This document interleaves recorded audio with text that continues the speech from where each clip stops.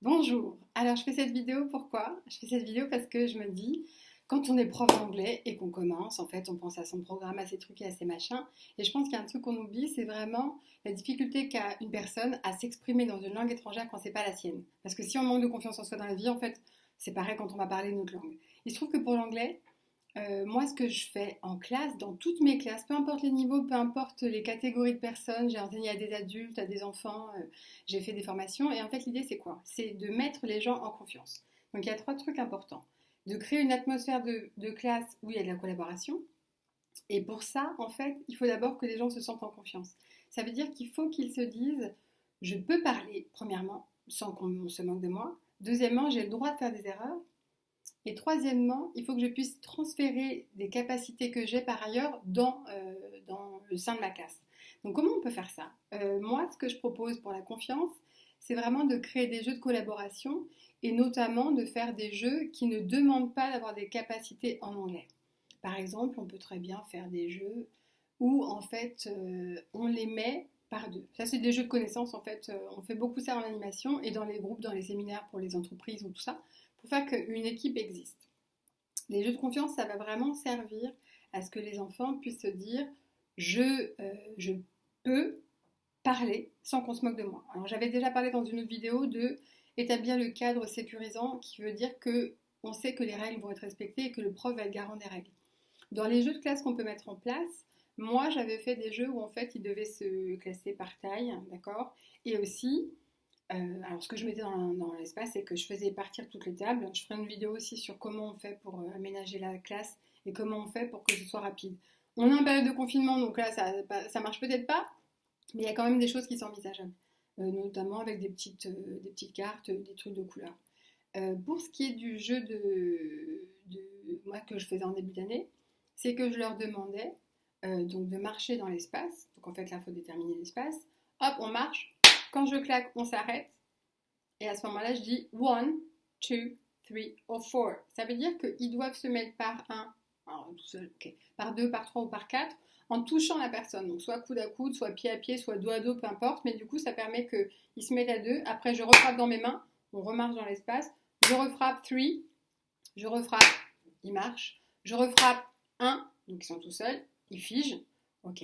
Ça, c'est un des jeux. Le premier jeu que je fais quand même, c'est quand je freeze, je leur demande de regarder quelqu'un dans les yeux. Jusqu'à ce que je refrappe dans mes mains. Donc c'est pas je fais comme ça, c'est je regarde l'autre dans les yeux. Quand la prof frappe, hop, je remarche dans l'espace. Je dois changer de personne à chaque fois. Hop, je refais ça. Clac, une autre personne, je la regarde dans les yeux. Clac, et on recommence. Moi, je joue avec eux. Ça veut dire qu'il y a aussi des élèves qui font comme ça, genre je regarde la prof dans les yeux. Je trouve que ça marche pas mal. Premier jeu de je regarde l'autre, parce qu'en fait, pour la communication, il y a d'abord je regarde l'autre, après je lui parle, d'accord. Et j'ai confiance de lui parler. Pour qu'ils aient confiance, il faut quand même qu'ils se soient croisés le regard, surtout quand c'est des classes qu'ils ne connaissent pas. Donc ça, c'est important. Ensuite, dans la classe, il va falloir accepter le droit à l'erreur. Et ça veut dire qu'il va falloir leur faire des exercices où tout le monde fait la même chose et où on fait des erreurs. Par exemple, moi, je faisais des trucs, notamment leur faire le Yorkshire en classe ou leur faire des trucs. Par exemple, pour le TH en anglais, j'avais trouvé un truc qui met tout le monde d'accord, c'est-à-dire que pour le TH, c'est think, par exemple. Et je leur disais, en fait, dites-moi, ça c'est pas facile. Si, c'est facile. Et le fait de dire si, c'est facile, on est tous ridicules, donc du coup ça détend tout le monde, et puis même la prof elle le fait. Et après c'est si, c'est facile, et je basculais sur si, think, I think. Et du coup ils avaient le phonème, ok, TH en anglais.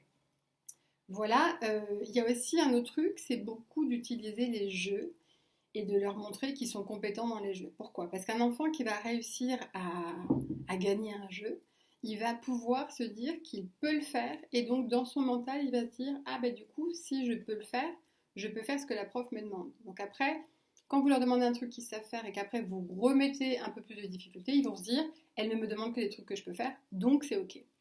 Voilà, cette vidéo, elle n'est pas très précise, mais c'était juste pour dire que le prérequis dans une classe d'anglais, c'est vraiment qu'ils se sentent bien en confiance dans la classe, qu'il y ait une atmosphère de jeu, autant que faire se peut, et peut-être des aménagements qui changent. Parce que le fait qu'ils soient debout en action et qu'ils soient en interaction avec les autres, ça change simplement leur façon de travailler, parce que quand on est assis derrière une table pour faire de la langue vivante, Bon, moi je leur dis en début d'année, il n'y a jamais personne qui fait ça. On n'est jamais assis devant une table en train de parler à quelqu'un, sauf quand on est en train de dîner avec ou qu'on boit un café.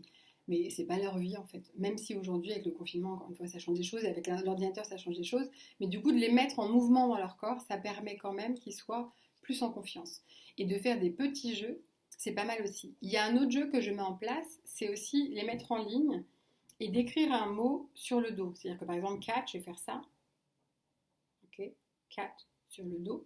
Et en fait, la personne de devant, elle entend, enfin, elle sent le mot et du coup, elle le refait.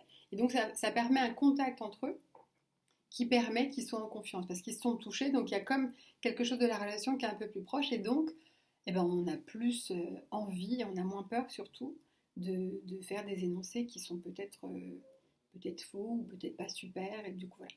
Voilà, c'est quelques petits détails pour dire que l'ambiance de classe, c'est absolument essentiel. Et en fait, si vous avez envie d'idées, n'hésitez pas à le mettre en commentaire, comme ça du coup je vous donnerai des idées précises sur moi ce que j'ai mis en classe, que je trouve qui marche bien, et qu'après on peut aller vraiment faire du théâtre, faire des vidéos.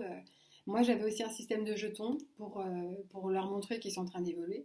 Donc voilà, je serais ravie de partager avec vous si jamais vous aviez envie que je vous donne des informations. N'hésitez pas à marquer en commentaire ce qui serait intéressant pour vous, parce que je vois que j'ai envie de partager plein de trucs, mais je ne sais pas exactement quoi. Donc n'hésitez pas. À bientôt, au revoir.